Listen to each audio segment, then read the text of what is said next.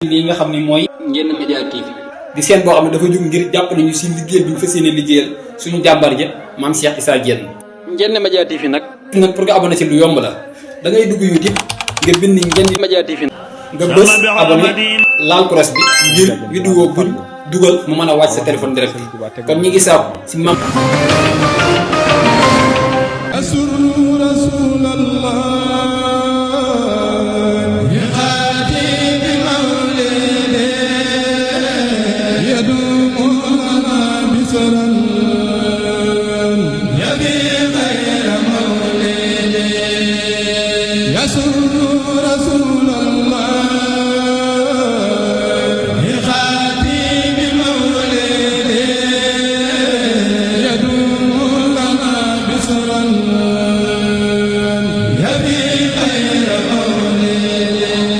fondation soppey maam Cheikh Issa Diène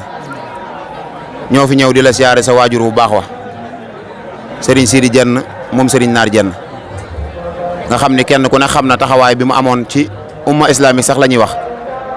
am ko ci yoonu murid waaye am ko ci kër gii di yoonu Ndiéné nga xam ni sagum Ndiéné gépp la woon waaye nag li olof yi di wax suñu borom bu soxlaa ku soxla ñàkk tey nag fondation bi mën nañoo wax ni moo ñàkk ndax taxawaay bi mu amoon kenn ku ne gis na ko ba ñëpp dañ ko roy yow mii tamit nga nekk kenn ci mbooloo mi nekk am membre ci fondation bi sa jëf sa yitte yëpp nga jëloon ko yow itam def ko ci liggéey bi kon dana jaadu bu lii amee ñu ñëw fii masawu la waaye ànd ak yow liggéey bi mbooloo mi nag depuis ba sëriñ bi wàccee ba léegi jóguñu ci penc bi ñi ngi ci kër yi dal yi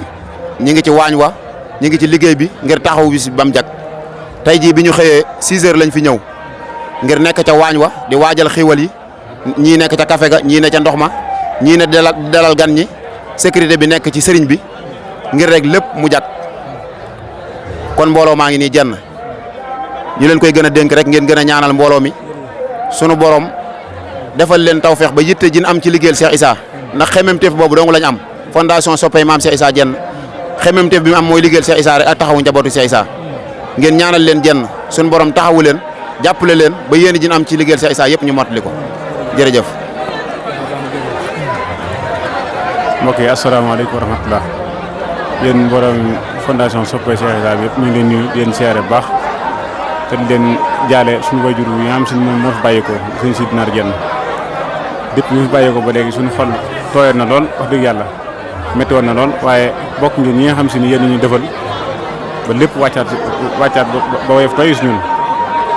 mbooloo mi nag nekk na mbooloo moo xam si wax dëgg yàlla ba mu sosoo ba léegi matee 30 ans ci la yam waaye seen i jëf ak seen i jëf ak seen i taxawaay si biir Ndiéné gi ñëpp seere nañ ko bi ma yeewoo 7 heures war a jëm kër si naar gii nii yéen daa njëkk a dayel ngeen taxaw taxawaay soldaar ndax boobu ba léegi yéen a ngi ci fu waaye génn si bunt bu mën a jaar si Ndiéné li na fekk ngeen taxaw yéen a ngi ci togg yi yéen a ngi ci mbale mi yéen a ngi ci forme mbuus yi lépp yéen a ngi ci mbooloo la moo xam si ne daal mbooloo moo xam si ne wax dëgg yàlla man mbooloo ma yëm la seen taxawaay lu ma yëm la waaye Cheikh Issa mi liggéey moom gis na ko wax dëgg yàlla man moom jëru woon lii ci man ndax bu leen dikkee siyaar suñu Bass Diène rek doy na sëkk waaye ak yéeg gu leen am ci man rek moo tax ngeen di egsi si man waaye ñu ngi leen di ñaanal si barke Cheikh Issa mi nga xam si moo tax ngeen liggéey yàlla na saa borom nangu mboolem liggéey bépp mu daal di yëkkati fondation bi ba mu bokk ci déere yi gën a mag ci àdduna bi te mi ngi ci yoon wa tamit am na ci yaakaar bu baax a baax ñaan yàlla saa borom dool leen kàttan defal leen tawfeex yéen ak suñu Sidi ambassadeur mi nga xam si moo jiite liggéey bi yàlla na yàlla saa borom fay leen daal ñun kontaan nañ lool wax dëgg yàlla jërëjëf. waaw nag ñu sant leen baax nag ndax lii boo leen ko deful woon yéen ñun danañ am ak jaaxle lool ndax sëñ bi ñuy taxawal yi fi moom da cee sonn lool bokk si ñu ko sos moo tax bi ñu leen gisee suñu xel dal na waaye leneen loo leen deful lu ñëw gis ko moom dañuy daal di moom am jaaxle lool waaye lii war na ni moom jàmbaar la si yëf yi kon nag ñoo leen koy gën a dénk bu baax nag lii moom bëgg nañ ci baax da ngeen bàyyi ko xel bu baax a baax jërëjëf bëgg nañ ci baax nag